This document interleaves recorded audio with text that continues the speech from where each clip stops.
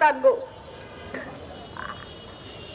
আল্লাহর কাছে শুধু এইটুকু দোয়া করবেন, আল্লাহ যাতে আমাদেরকে উসমান হাদিকে যে স্বাধীনতা সার্বভৌমত্বের পক্ষে তিনি যেভাবে কথা বলতেন সেভাবে যাতে তাকে ফেরত দেয়। আর আপনাদের সবার উদ্দেশ্যে বলি, এখানে সকল রাজনৈতিক দল মত সবাই উপস্থিত আছেন। আপনারা গত 1 বছর ধরে আওয়ামী লীগ পালিয়ে যাওয়ার পরেও আপনারা যে কাজটা করতে পারেন নাই, আপনারা কালচারাল ফেসিজমকে অ্যাড্রেস করতে পারেন নাই। বাংলাদেশে এই একটা মানুষ, শুধুমাত্র এই একটা মানুষ পেরেছিল এবং আজকে সেটার প্রতিদান তাকে এইভাবে দিতে হচ্ছে। আপনারা যত সুশীলতা করছেন সেটার প্রতিদান আমার ভাইকে দিতে হচ্ছে। আপনারা যেভাবে মিডিয়াকে তথ্য সন্ত্রাসের মাধ্যমে বারবার যেভাবে ন্যারেটিভ উৎপাদন করছে সেইটার পক্ষে যে আপনারা সম্মতি উৎপাদন করছেন সেইটার প্রতিদান আমার ভাইকে দিতে হচ্ছে। আমরা কিচ্ছু ভুলে যাচ্ছি না।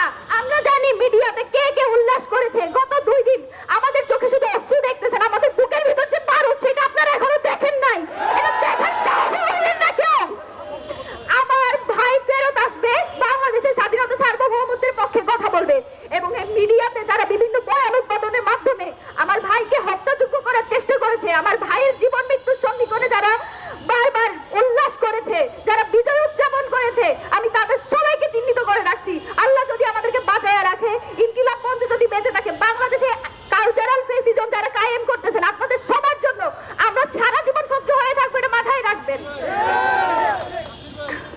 আমি আপনাদের কাছে এটাই দোয়া করব, আপনারা যে যেখানে আছেন, আমরা আওয়ামী লীগের প্রশ্নে সবসময় সবাই এক থাকি। আমরা এইটুকুই এক্সপেক্ট করি আপনারা ভোটের রাজনীতির জন্য প্লিজ আমাদের এই সব যে কয়টা মানুষ আছে, যে কয়টা মানুষ এখনো দেশের স্বাধীনতা সার্বভৌমত্বকে টিকায় রাখার জন্য যুদ্ধ করে যাচ্ছে, সেই কয়টা মানুষকে প্লিজ আপনারা বিসর্জন দিয়ে না নিজেদের এই ঠুনকো ভোটের কারণে। বাংলাদেশের স্বার্থ আপনাদের এই ভোটের চেয়ে অনেক বেশি, আপনাদের নিজস্ব যে ব্যবসা বাণিজ্য সেসবের চেয়ে অনেক বেশি বাংলাদেশের স্বাধীনতা সার্বভৌমত্বের যে দাম সেটা প্লিজ আপনারা বিসর্জন দিবেন না, সেটা বিক্রি করে দিবেন না।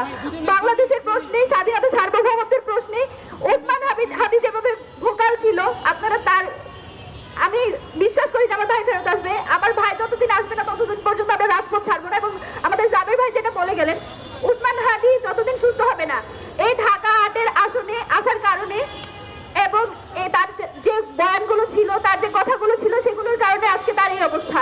এবং আমি, জাবের ভাই, আমাদের ইনকিলাব মঞ্চের যত মেম্বার আছে, আমরা আপনাদের সাথে নিয়ে সংগ্রাম জারি রাখবো এবং উসমান হাদিকে